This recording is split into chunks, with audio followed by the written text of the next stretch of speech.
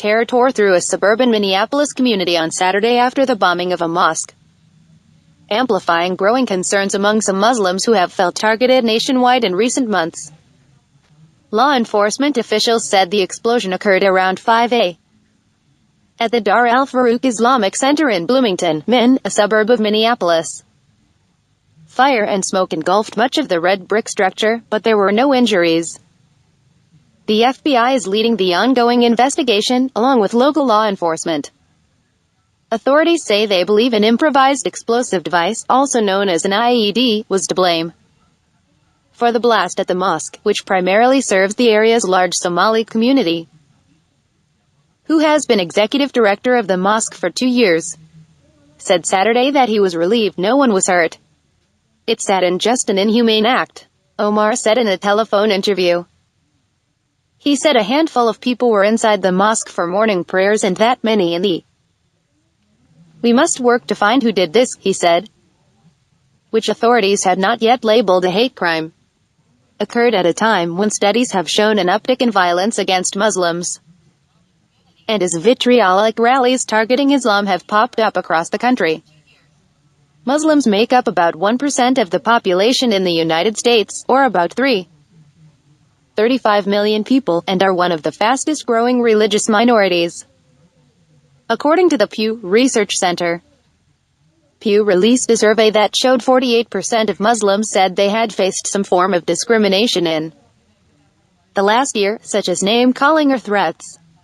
The survey, which questioned about 1,000 Muslims from January through May, also found that 74% viewed President Trump as unfriendly.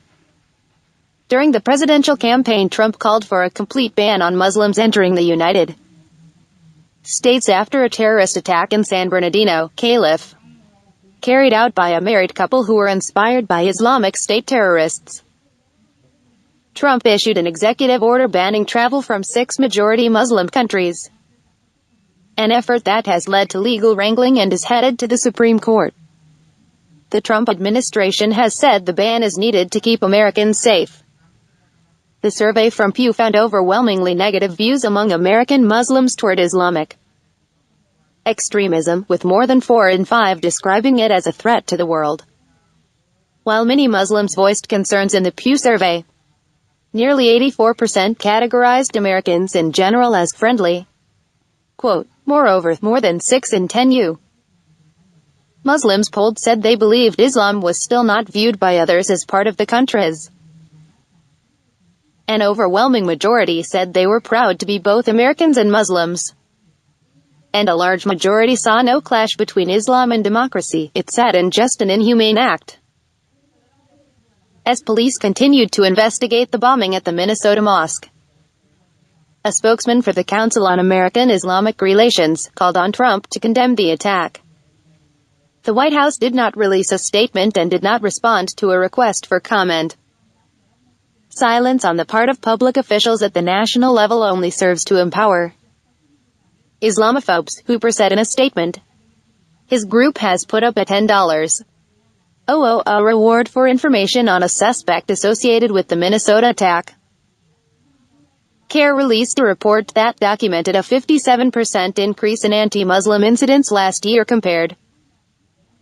To produce the report, CARE investigated thousands of calls and emails made to dozens of its offices, and reviewed data from national and local media reports. The process included interviews with witnesses and police. Texas and Washington state have been set on fire in incidents that stoked fear among Muslims.